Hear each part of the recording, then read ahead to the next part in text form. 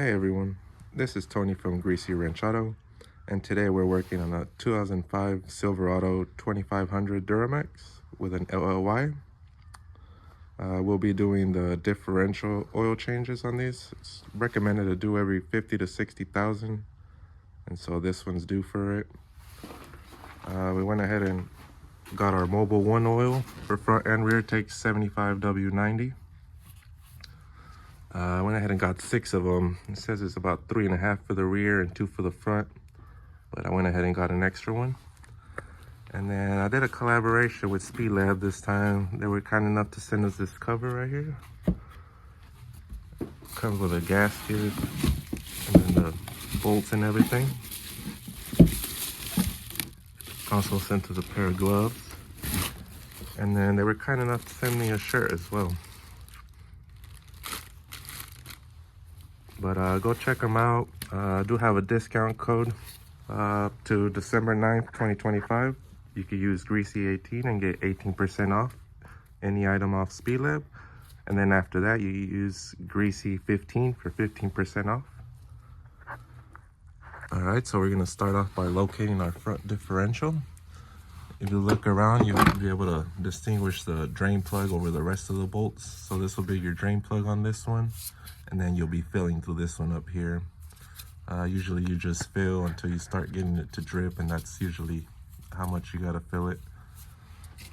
This will be similar pretty much on all differentials, unless you have like a Ford with an actual full differential, then you'll have a cover just like the rear. But this one has 9.5 AAM differential and has no cover like the one in the rear, so we'll just be draining and filling for this one. Another thing I did forget to mention, before you start draining it fully, be sure both of your bolts come undone, because if they're rusted on there, you're not gonna have a way to fill it back up. So just make sure to break both loose before you actually start draining it. Bottom one will be a 13 on this one, and then a 50mm on the top one. All right, so we got pretty much all of it drained out already. What you wanna do next is reinstall your plug. On the plug, it does have a magnet. Make sure you clean it off because it does collect the metal shavings on there before reinstalling it. Once you get it reinstalled, spray it all down with brake cleaner, get it all cleaned up. And then you can start filling up through your fill plug right here until you get it to start dripping. That's when you have it filled up. All right, so we got it all cleaned up. To fill up, you got 2 options to do it. This one has plenty of room where I could fit the whole bottle in here. But if you don't have room, what you want to do is get you a hose, and that way you could just route it up there without making a mess, and so you could get the whole bottle in there. Like I said, just fill it up. Once you start dripping, that's the fill mark, and then you can close it back up. All right, so it'll be leaking like so. Once you get it like that, you can close it up and it's good to go. All right, so I got the fill plug tightened up, everything cleaned up. That's all that's to it for the front. We can start on the back. All right, so now we're on the back. The nice thing about these right here, on this one at least, it has the drain plug down here. What you want to use is a 3/8 ratchet. It'll align right up in there and loosen it up. And then you want to loosen the fill plug too, that way it'll help it drain faster. All right, so we got it all drained out. Reinstall that drain plug and clean it all up. And then you can start removing your cover. Always start from the bottom bolts and then slowly start releasing the top in case there's any more oil there. This will be a 13mm on this one. All right, so we got all those bolts removed. Next thing you want to do is use a flathead to pry it open, since it does have silicone, I believe, on this one. If you're gonna reuse this cover, be careful when you're prying it not to bend the lip on this, because it'll start leaking if you bend it out too much. So if you're using this cover, just be careful. All right, so we got that cover removed. It does have a paper gasket in it. What you want to do next, get you a plastic scraper. It's always best to use a plastic scraper, that way you don't damage your surface too much. But you want to use some brake cleaner and clean up the whole surface. Don't try not to spray too much on the gears. You don't want to contaminate or anything, but just clean out all on the edge. And then if you have any sludge or anything, you can wipe that out of there. But like I said, the rest, don't spray the whole thing down. All right, so we got that surface cleaned up the best we could. We're gonna be reusing your old cover. Be sure to clean the gasket off the cover before putting on your new one. We won't be using our old one. We'll be installing the SPELAB one. Came with a gasket, so we'll be using this one. And then they were kind enough to send us bolts as well. This is gonna be a 6mm Allen. Got a socket one here.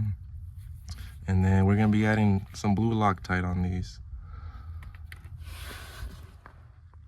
All right, so what you wanna start off with is line up your gasket. Check to see the correct way it should go. It can only go one way, honestly. But once you get it lined up with all the holes, we're only gonna be using the washers for these so we can reach a good amount of threads on there. But you wanna start off with your top one and then just hand tighten it so it can hold the cover up for you. And then just hand tighten all the bolts to start them off. But be sure to add your blue Loctite, like I said. All right, so we got those 2 bolts started. Start off with the one at the top so you can line up your gasket, and then at the bottom as well. That way they're all lined up before you start putting them in. But once you get them all hand started, you'll do a crisscross pattern to tighten it. You can honestly just hand tighten it like if you were tightening your oil drain plug or anything like that. But if you want to get specific, you could do like 30 foot-pounds. Not too much because you don't want to break these bolts. And then the Loctite will help out from them coming loose, so you'll be fine with just hand tightening it. All right, so we got all those bolts tightened down with Loctite. Again, do a crisscross pattern when you're tightening. And then, like I said, I didn't torque it down, just snug it down, and they won't back off or loosen or anything with the Loctite, so you'll be good like that. Nice thing about this is SPELAB cover comes with a sight glass, so you could always check that it has oil.